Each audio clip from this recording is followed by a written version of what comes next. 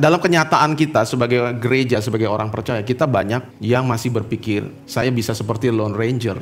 Ya, yang penting saya hari Minggu datang beribadah, hari-hari kesibukan ya saya kerja, sudah. Saya nggak perlulah berrelasi, berinteraksi, berfellowship dengan orang-orang percaya yang lain. Cukup diri saya.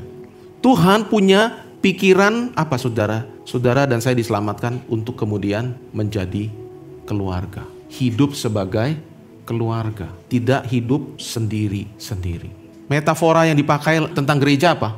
Tubuh dan anggota tubuh. Saudara tahu kita semua saling artinya apa? Membutuhkan, saling terhubung. Anggota tidak bisa hidup sendiri-sendiri, terpisah dan tidak ada hubungan. Semua anggota tubuh kita ini saling terhubung dan saling bekerja sama dan saling membutuhkan. Itulah metafora tentang gereja dan saya percaya bahwa kita semua seharusnya sudah mengerti hal ini. Tetapi pada kenyataannya pengertian itu belum sungguh-sungguh masuk sampai ke dalam kesadaran hati kita dan kemudian menggerakkan kita untuk dengan kesadaran menjalani hidup kita sebagai orang percaya di tengah-tengah orang percaya yang lainnya. Bahwa saya memang tidak bisa sendiri, saya butuh satu komunitas. Bukan saja saya beribadah secara vertikal, tapi saya perlu komunitas untuk saya bisa bersekutu dan membagikan satu dengan yang lain di dalam hal iman, kasih, berbagi pergumulan bahkan, berbagi beban, itu yang kita butuhkan. Kita perlu saling menasehati, saling menyemangati. Kalau ada anggota teman kita yang karena lagi ada masalah, dia jadi down, dia memang sangat berat gitu ya persoalannya. Kita sebagai anggota PKK bersama-sama kita berdoa untuknya. Bersama-sama kita menyemangati dia. Kita memberikan dorongan, ayo kamu jangan menyerah. Selalu ada pertolongan Tuhan di dalam setiap kesulitan dan masalah. Dan kita berusaha untuk membantu apa yang kita bisa lakukan. Maka itu akan membuat perbedaan yang besar. Kalau kita lagi ngalamin pergumulan yang berat, kita nggak punya komunitas, ya gimana kita bisa berbagi dan diringankan? Ya kita pikul sendiri. Begitu juga sebaliknya.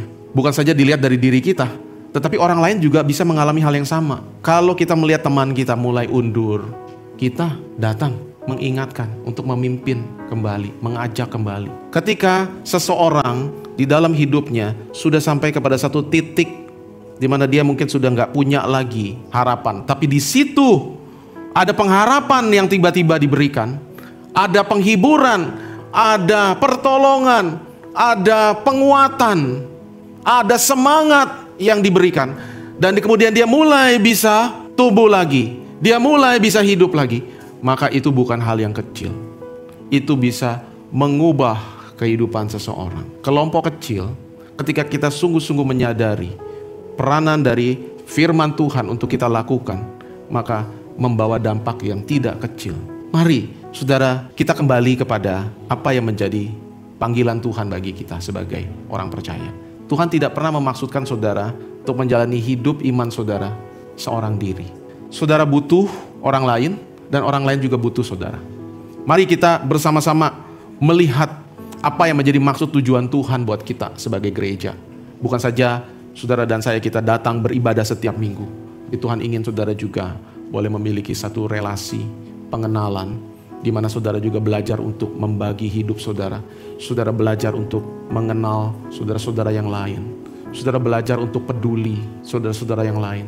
Sehingga hidup saudara tidak hanya melulu melihat kepada diriku, masalahku, pergumulanku, cita-citaku, impianku, ambisiku. Tapi mulai melihat ada orang-orang di sekitar kita yang Tuhan maksudkan untuk menolong kita juga bertumbuh. Mari justru kita semakin giat, bukan semakin kendor. Saudara ya, mari kita semakin giat. Tuhan memberkati.